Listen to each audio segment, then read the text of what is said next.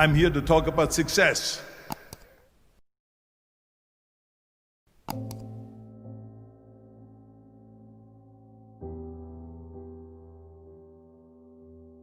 I went to college. I went and worked out 5 hours a day, and I was working on construction, because in those days in bodybuilding there was no money. I didn't have the money for food supplements or anything, so I had to go to work. So I worked on construction. I went to college. I worked out in the gym, and at night from 8 o'clock at night to 12 midnight I went to acting class 4 times a week. So I did all of that. There was not one single minute that I wasted. And this is why I'm standing here today. With the age of 20, I went to London and I won the Mr. Universe contest as the youngest Mr. Universe ever. And it was because I had a goal. You see, if you don't have a vision of where you go, and if you don't have a goal where you go, you drift around and you never end up anywhere.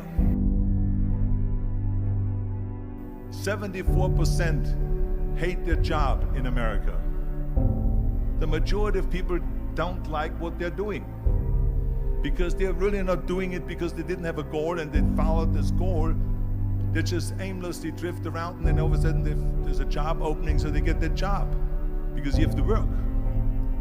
But then when you work, it's a chore. It's work. It's not fun. So if you think about, only a quarter of the people really enjoy what they're doing in life. So people always ask me, when they saw me in the gym in the pumping iron days, they say, why is it that you're working out so hard? 5 hours a day, 6 hours a day, and you have always a smile on your face. The others are working out just as hard as you do, and they look sour in the face. Why is that? And I told people all the time, I said, because to me, I'm shooting for a goal. In front of me is the Mr. Universe title. So every rep that I do gets me closer to accomplishing that goal, to make this goal, this vision, turn into reality. Every single set that I do, every repetition, every weight that I lift will get me a step closer to turn this goal into reality. So I couldn't wait to do another 500-pound squat. I couldn't wait to do another 500-pound bench press. I couldn't wait to do another 2,000 reps of sit-ups. I couldn't wait for the next exercise. So let me tell you something, visualizing your goal and going after it makes it fun. You got to have a purpose. No matter what you do in life, you got to have a purpose. And Muhammad Ali worked his butt off, and I saw it firsthand. And I remember that there was a sports writer that was there in the gym when he was working out and he was doing sit-ups. And they asked him, how many sit-ups do you do? And he said, I don't start counting until it hurts. Now think about that. He doesn't start counting his sit-ups until he feels pain. That's when he starts counting. That is working hard. And so you can't get around the hard work. It doesn't matter who it is. Work your ass off. There is no magic pill. There is no magic out there. You cannot get around. You have to work and work and work. Make sure of this and make sure of that and all that stuff. So it's work. And it drives me crazy when people say that they don't have enough time to go to the gym for 45 minutes a day and work out. Or to do something for 45 minutes to an hour a day to improve. If it is physically improve or if it is mentally to improve. Imagine you read 1 hour a day about history. How much you will learn after 365 hours in 1 year. Think about if you study about the history of musicians, of composers, how much you would know. Imagine if you would work on a business, on some business that you want to develop every day for an hour. Imagine how further along you will go and get.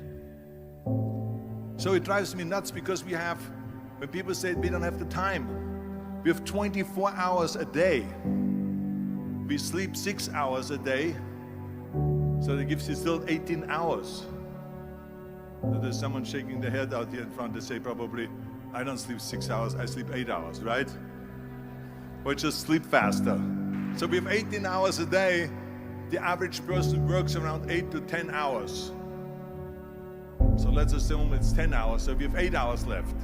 Then you travel around an hour a day, maybe 2 hours a day. So now you have still 6 hours left. So what do you do with these 6 hours? What do you do with these 6 hours? Then we eat a little bit, then we schmooze a little bit, talk a little bit to people and all that stuff. But you can see how much time there is available if you organize your day. So you got to work hard. I hate plan B.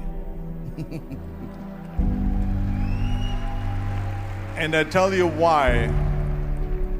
Because we have so many doubters, as I've said earlier, the no-sayers. We have so many of those people that say no and you can't do it, that's impossible. That is okay because we just turn off, as I said earlier, and we listen and we hear the no being a yes. You can't do it, you can do it, and all of that. So that is possible to do that amongst all the negative people around you. But when you start doubting yourself, that's very dangerous. Because now what you're basically saying is that if my plan doesn't work, I have a fallback plan, I have a plan B. And that means that you start thinking about plan B, and every thought that you put into plan B, you're taking away now that thought and that energy from plan A.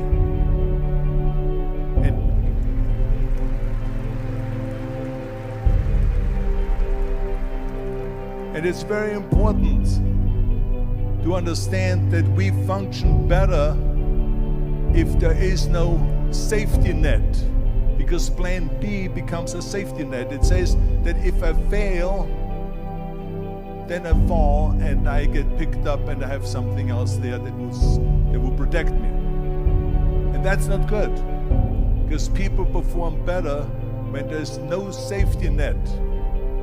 People perform better in sports and everything else if you don't have a plan B.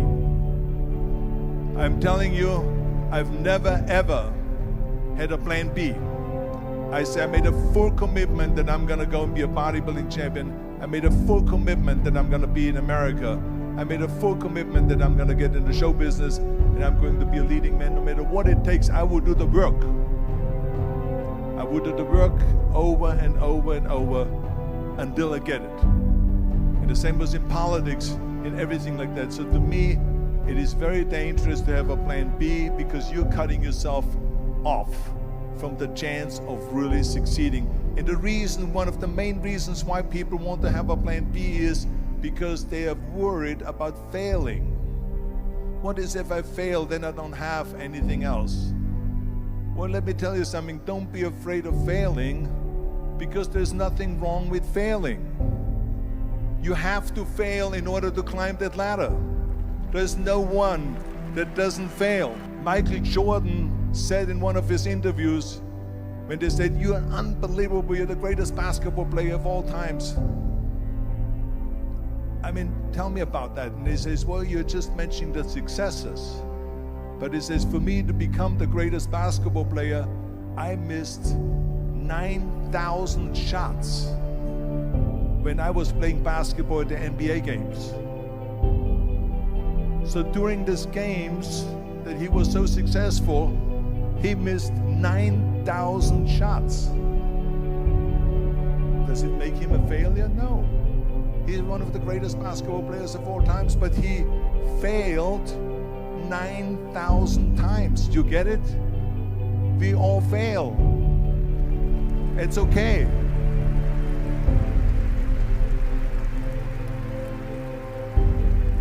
What is not okay is that when you fail, you stay down. Whoever stays down is a loser. And winners will fail and get up, fail and get up, fail and get up. You always get up. That is a winner. That is a winner.